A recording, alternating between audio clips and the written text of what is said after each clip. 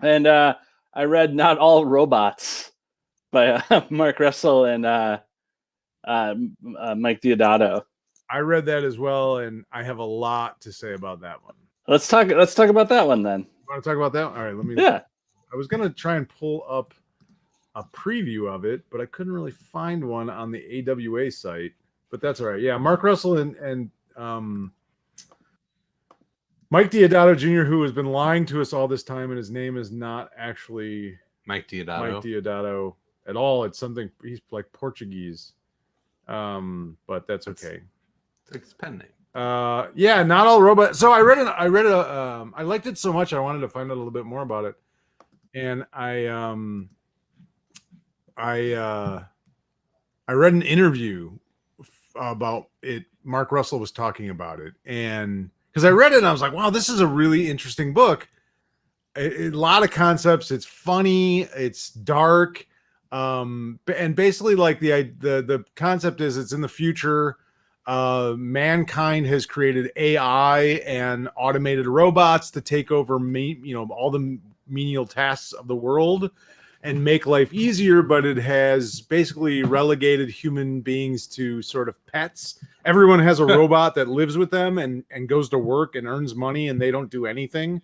People just like live lives of sort of leisure, but also something has happened where they live in bubble cities because the rest of the world is sort of cataclysmic and people die outside of the bubble city. So there's like bubble Atlanta, bubble Orlando, bubble, and you live in that city and you have these robots work for you, but the robots are, artificial intelligence and they have emotions and they hate their jobs and they don't miserable like humans. And it's a really interesting sort of, first issue that really kind of talks about a lot of things that we sort of are dealing with in our current state of life, where we are this service industry, we create, and he talks about it in this interview. He talked about like the idea that, we're sort of creating our own demise.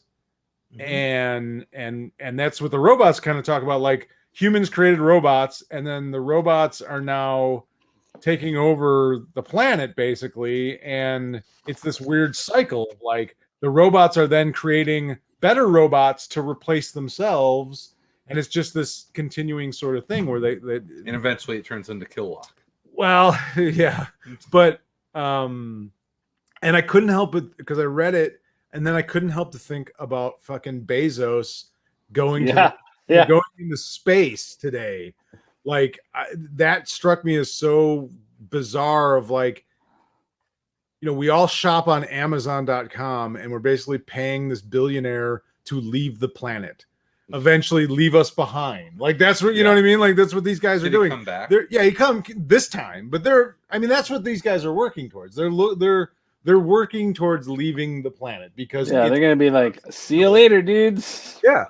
and we're paying to have that happen. We're paying for our own demise. We're creating one package at a time. Yeah. And it's like this bizarre fucking thing. But, he talks in the book, these robots, the one family, they're the Walters, and their robot is Razorball. I don't know why robots have like killer. Great.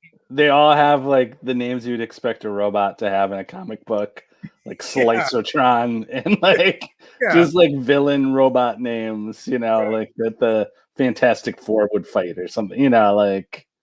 Razorball. Yeah, exactly. Razorball is this family's robot, and he goes to work every day at this factory that makes other robots, and he hates it. He's miserable, and he's living this sort of like he's having this sort of crisis, this midlife crisis as a robot, where he doesn't really like the family that he works for. They don't like appreciate him or respect him, and it's also.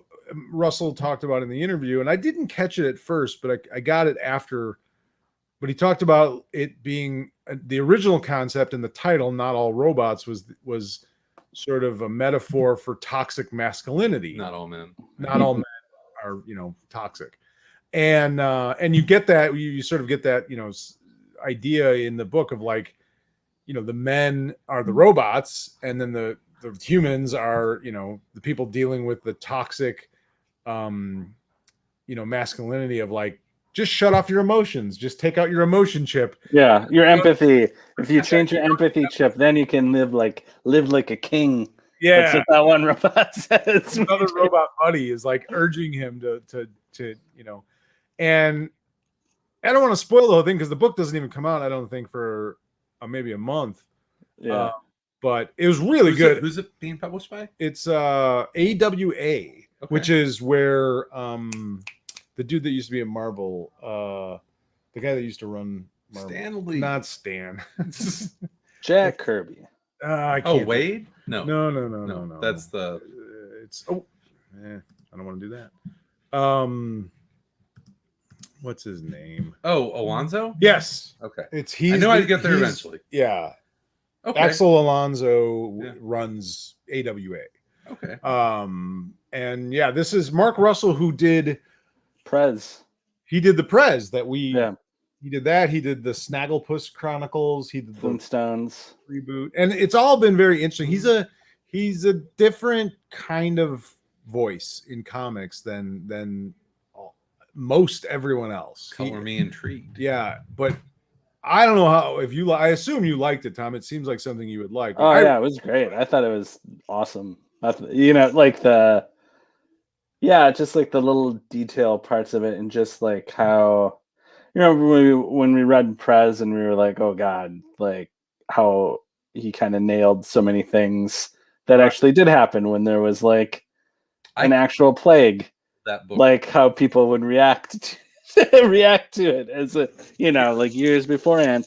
And it's sort of, like in the, I didn't even think about the Jeff Bezos thing when I was reading it today, but like the sort of like kind of hitting on a lot of stuff that's just in our culture right now, what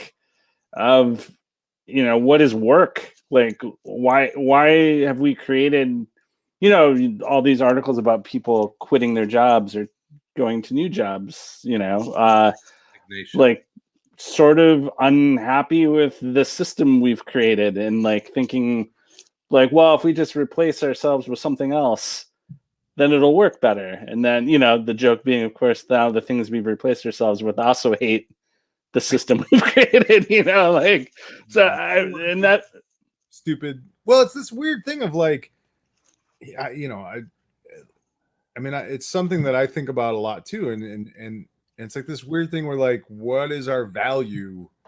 The only thing we value anymore is like how much money you make, what kind of car do you drive, what kind of house do you live in, it's like that is sort of like the system we've created of giving people value. Mm-hmm. And it's so fucking weird and bizarre when you kind of step back and think about it for a little while of how unnatural and fucked up it is. But I mean, how weird it is, like, for 8 hours, I go do this thing that like does not matter. Yeah, like really doesn't. It's like has very little consequence, like sort of on a grander scheme of things. I mean, it feels very important as you're doing it. People treat it very importantly, but it's sort of like, why am I doing this? Like, wait a second. In reality, it's like it's also sort of creating our own demise, like all the industry and all the it's like we're destroying the planet and creating an habitable anyone who has society. Anyone who has ever had to train their replacement understands this.